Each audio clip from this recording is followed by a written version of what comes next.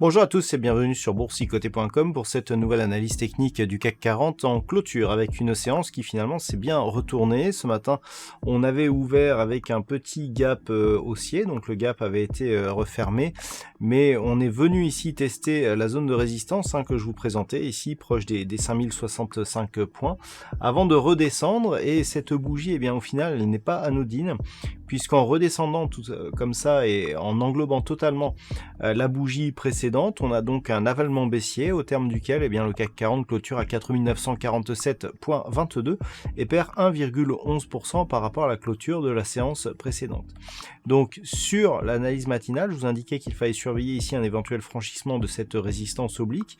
Alors cette zone a été testée, mais finalement on revient bien ici à la baisse. Je vous indiquais aussi dans une analyse récente que lors d'un précédent test ici sur cette zone, eh bien on avait eu des retours rapides ici, et quelque part je comparais avec cette configuration qui n'avait pas connu cette phase, puisqu'on avait ici un test mais un équilibrage de la dynamique, ce qui pouvait donc appeler une cassure haussière ici de cette résistance. Alors on est bien venu ici tester la résistance, mais le mouvement rapide, eh bien il est venu sur cette bougie, puisque eh bien on clôture ici sous la zone représentée ici par la moyenne mobile 20 exponentielle. Du point de vue des indicateurs techniques, on est sur une évolution baissière ici au sens des histogrammes du MACD. Le RSI, quant à lui, reste totalement neutre sur la configuration actuelle, sachant que les volumes sont en nette augmentation et supérieurs à la moyenne sur cette séance. Donc le signal baissier ici est d'importance. On a donc un avalement baissier de la bougie précédente totalement. On n'a pas seulement le corps. Dans le corps de la bougie actuelle, on a une ouverture sur un gap haussier suivi d'un aval band, c'est donc un signal baissier relativement puissant. Ce que l'on a aussi, c'est une tentative de comblement ici de ce gap. Donc là, c'est assez intéressant, puisque on avait ici le bas du gap qui était représenté ici par le haut de cette bougie qui se situe à 4939,25. On a ici le haut du gap qui est représenté par le point bas de cette bougie, à savoir 4948,71. Eh bien, le point bas ici de cette bougie, il se situe à 4942,18. Donc le gap n'est pas comblé totalement. Et ce que l'on peut constater, c'est que ce gap qui était un gap de rupture, donc haussier, donc sortir ici d'une tendance baissière, on voit bien ici, si on trace, voilà, si on a ici ce tracé, on voit que l'on sort de cette dynamique sur un gap haussier, donc c'est un gap de rupture à la hausse, et on voit que ce gap, eh bien, il n'est que comblé que partiellement, donc on dit souvent que les gaps de rupture sont les gaps les plus puissants. On voit que ce gap, il agit encore sur la dynamique actuelle.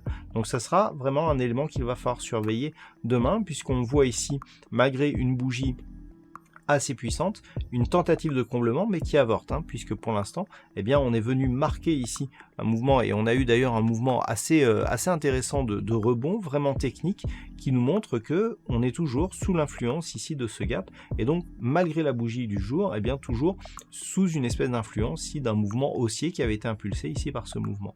Donc c'est ce qu'il va falloir surveiller demain, à savoir donc la zone des 4940 points, et puis la moyenne mobile 20 exponentielle qui devrait osciller aux alentours des 4970 points.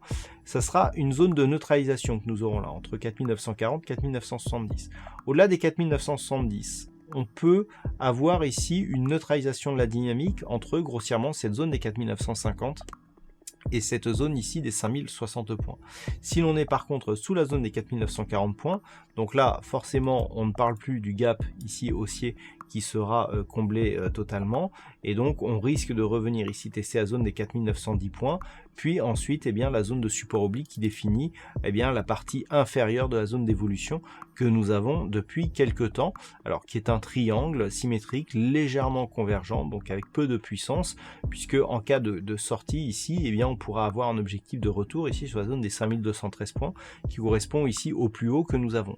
Alors après, si ce retour se fait de manière assez rapide, on pourra mesurer l'amplitude ici que nous avons au plus fort de ce triangle pour le reporter ici sur la partie supérieure, mais dans un premier temps en tout cas, eh bien il faudrait confirmer au-delà des 5213 points, donc très peu de convergence, hein. Une cassure nous donnerait une amplitude première assez faible, et puis plus on va aller ici vers la pointe de ce triangle, plus le signal et la probabilité d'une sortie haussière va s'affaiblir.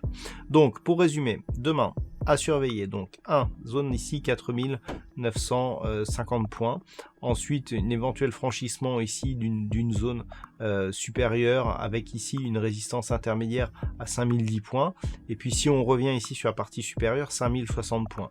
À la baisse, beaucoup plus d'éléments, 4940 ici, donc à surveiller, qui correspondrait ici au comblement du gap, 4910 points, et si ces zones sont cassées, eh bien on surveillera ici la zone de support oblique à 4870 points à peu près pour demain, qui devrait donc provoquer là aussi des mouvements techniques.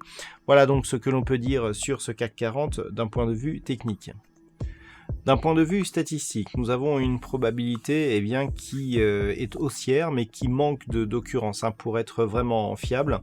Donc cette statistique ne pourra pas être exploitable en l'état. Voilà donc ce que l'on peut dire sur cette analyse technique du CAC 40. Passez une bonne soirée et on se retrouve dès demain pour d'autres analyses techniques, toujours sur le site boursicoté.com.